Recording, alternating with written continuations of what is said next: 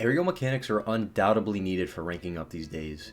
Even in RLCS, the meta has shifted from fundamental ground play to heavy mechanical aerial play, and it has been dominating the scene. A lot of people don't truly understand how to practice aerial mechanics and believe learning flip resets is training your aerial mechanics. To some truth, practicing flip resets will improve your aerial mechanics, but not at the speed you would like or hope for. You have to learn how your car moves in the air first before you can start learning the list of aerial mechanics, like the flip reset or double taps, or any other mechanic that has to do with being in the air. This is mainly for gold to GC1 players, but stick around if you're lower or higher than these ranks. I bet you will find some useful tips. Now to get this video started, let's start with you bronze and silver players out there. I don't recommend learning aerial mechanics so early on into your start on Rocket League, as it can be very confusing and frustrating to newer players. I suggest you mainly stick to learning how your car moves on the ground and how the ball reacts to your car. You could even start learning power slide, as this will help you turn quicker than your opponents, giving you a major advantage at this level. Now for your gold through champ 1 players, this is when you really start feeling the urge to start going for aerials or wanting to learn the flashier mechanics like the infamous flip reset. But before you learn the flashy aerial plays, you have to learn how your car moves in the air. Once you get good at understanding of how your car moves in the air, learning the flashy mechanics is 10 times easier, and you will learn at a quicker pace. There are basic and very useful ways to start learning aerials, and you don't need any special workshop maps for this, so you console players out there can start learning and not be held back. First, what I recommend and have used myself when I was a diamond player was flying goal to goal. Hop into free play and start at either goal line, doesn't matter. Then simply all you have to do is fly from one goal to the other.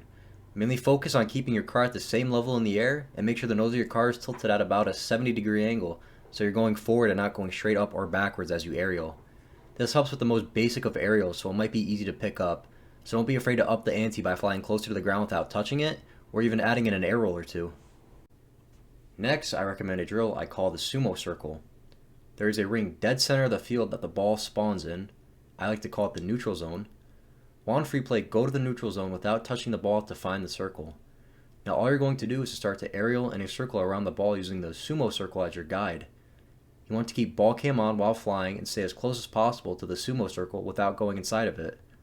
I recommend not using air roll for this drill, as it will force you into awkward situations, which you want to be in while training, because the more blackout moments, which means you don't know how to move your car and you kind of spin out in the air, it means the more you are learning and the less likely it's going to happen in game. This drill is super effective because as you go around the sumo circle, the way you move your joystick, for controller players obviously, always changes based on how you want to turn your car, forcing you to learn how to turn in the air while maintaining your control and height. This is a key drill to start pushing your aerials to the next level. And the last drill to put it all together is aerial boost weaving. Only do this drill if you can do the goal to goal drill and the sumo circle drill, as this puts the two together. You can start anywhere on the field. Now start to aerial around the field using all the boost pads as like a racetrack. You want to weave in and out of the boost pads, as this puts your control, speed, and mechanics all to the test.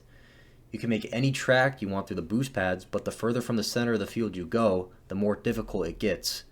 This drill starts to really prove if you have learned aerial control. You can add air roll to any of these drills to start practicing it, or don't use air roll to really challenge yourself. Don't be afraid to mix it up so the training doesn't get boring.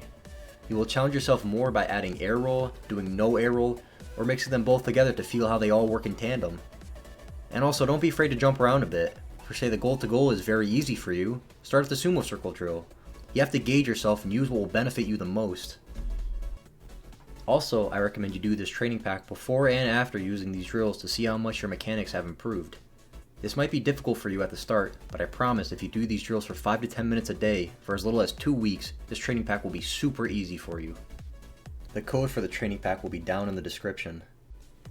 Now for all my Champ 2 to low GC2 players, at this point you should have a decent understanding of how aerial mechanics work, and this is when you start involving the ball into your training. Free play is going to be your best friend. Now you should be able to start learning those aerial plays like the flip reset, double taps, fast aerials, or whatever else you can think of. This is where you can practice the not so nice setups compared to a training pack. This will really start to build up those mechanics for the more game-like situations, because most of the time you're never going to get perfect setups for aerial plays, and you need to learn how to create those situations. Sorry for all the console players out there, but here's why I recommend workshop maps. Lethamir's Giant Ring map is great for pushing the boundaries of your aerial mechanics at this state of the game. You can start to feel more natural and comfortable in the air. There's a bunch more workshop maps like Speed Jump Trials 1, 2, and 3 by DMC, Speed Jump Rings 3 by DMC. These are just the personal ones that I use. Or any other ring map you can find works just fine. Go through these workshop maps using air roll, no air roll, or a combination of the both to start to speed up your gameplay. And last but not least, we have our mid GC2 through low SSL players. You definitely understand how your aerial mechanics work and can pull them off more often than not for most setups. At this point, you really need to start pushing the boundaries of your mechanics to have an edge up on your opponents. Again, free play is going to be your best friend, and this is where you should really learn sidewall and corner reads. Everyone has a decent understanding of how the ball will bounce off the sidewall or corner enough to make contact with the ball, but how many players can score these angles or bounces consistently? You need a lot of finesse and understanding of how touches work to score these angles, and this can really start pushing you to higher MMRs. The reason I don't put all SSL players in this category is because the higher SSLs can literally do everything 99% of the time, and they make very, very few mistakes, if any, have a superior knowledge and skill set to pull off all certain mechanics at certain times, and they really don't need to practice how their card moves. They already know how to. That's going to wrap up this video. I hope every Rocket League player has learned something new from this video. So if you did, like, subscribe, and check out my Fiverr for personal coaching sessions.